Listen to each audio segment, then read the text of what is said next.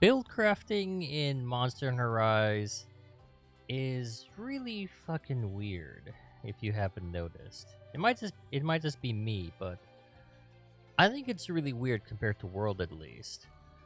Most of the armor has either crit eye or attack on it, whereas in World there was only like really a handful of pieces that had those two very important skills.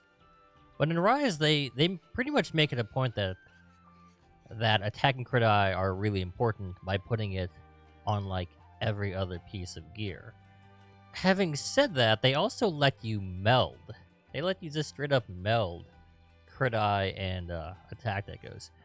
Granted, it takes a fair amount of resources to meld them, and I haven't even melded a single one. I'm not even sure when we're supposed to get this Elder Dragon blood. It's probably from the final boss. But as you can see, it takes a fair amount of resources to meld even just one. But just like in Monster Hunter World, the way you make a build is pretty much just in terms of like DPS. You always want to prioritize your crit and then your damage. So same as World, crit eye, weakness exploit, crit boost. There are not many pieces of gear with weakness exploit or crit boost. In fact, there's probably only about 3 pieces of gear for each. So you're kind of shit out of luck when it comes to those. Luckily, there's some pretty decent pieces. Well, there's one decent piece for weakness exploit, and one half decent piece for crit boost, and the slots you basically just put in whatever crit eye and attack you're able to fit. They're level 2 decos, by the way, now. And with level 3 weakness exploit plus a Narga weapon, which has 40% affinity, which are kind of the meta now. They're kind of OP as of right now. Every single Narga weapon has 40% affinity. And as of right now, I've only made the Narga hunting horn. But with the Narga hunting horn, I can just put in 7 crit eye, have 40% on the horn, and then the song from the horn gives me 20% additional affinity. Have an easy 100% right there, with a decent attack and wide sharpness. You'd kind of be shooting yourself in the foot if you didn't actually make Narga weapons. It's kind of actually upsetting that Narga is so like obviously overpowered compared to everything else. But as you can see here, I have using a Magnum Hollow hammer, and it's not terrible. It has really high raw and good blue sharpness and blast. So if you just want to be different and like or go for fashion, Magnum Hollow weapons are also good. But in terms of making builds, it's pretty much going to be the same armor that everyone's going to be using, and the only time you would use different armor really is if you're able to roll something good on a talisman, which is just all RNG, and it's basically going to be the game changers for builds. Because you might get lucky and you might roll 3 weakness exploit on a talisman, or 6 attack, and that'll completely change your build and let you pick an armor piece that is more useful for other skills. But I'm gonna be posting some builds probably hopefully soon.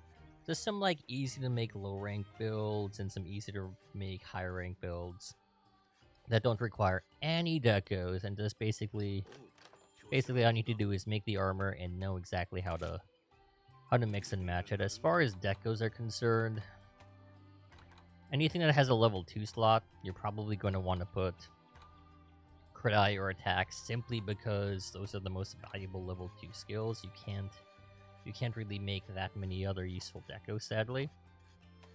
You can't make weakness exploit, as of yet, at least. You can't make weakness exploit, you can't make crit boost, you can't make agitator. So your only DPS skills you can really make, you can make max might, which is actually surprisingly good, being that they reverted back to how it was in base game World. So if you're using a weapon that doesn't use that much stamina, like for instance longsword, or even hunting horn, you could actually take advantage of the fact that you can you'll be sitting at full stamina like most of the time, as long as you're like not dodging like a madman, like when you don't need to, or not sprinting that much, and have a nice 30% affinity from these. But other than that, like, you're gonna want to put attacker expert in most of your level 2 slots, so you can use armor pieces that don't have to have those skills. I guess that's it. I'll be posting these builds in the next couple days.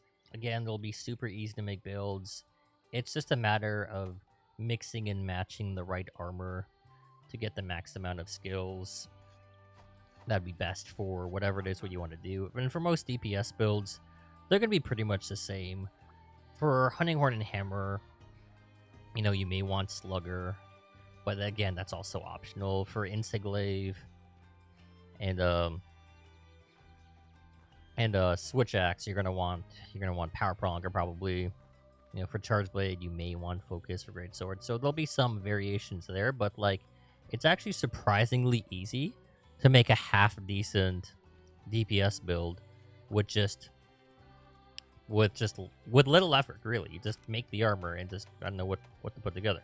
So like, for example, here, this is just with armor. I don't have a single deco, and it's pretty decent. No effort, no decos, don't have any OP charms, and just 7 crit die, 5 attack boost, easy peasy.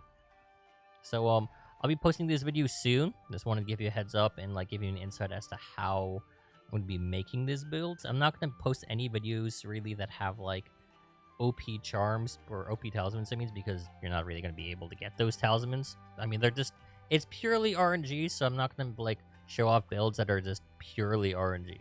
One of my build videos is that like, hey, this is a build that like literally anyone can make. All you have to do is know how to do it. But yeah, so hope you guys enjoyed this, and stay tuned for some build videos. I'm going to share some thoughts on Monster Hunter Rise and some carding and bloopers and stuff like that. Until next time, bye-bye.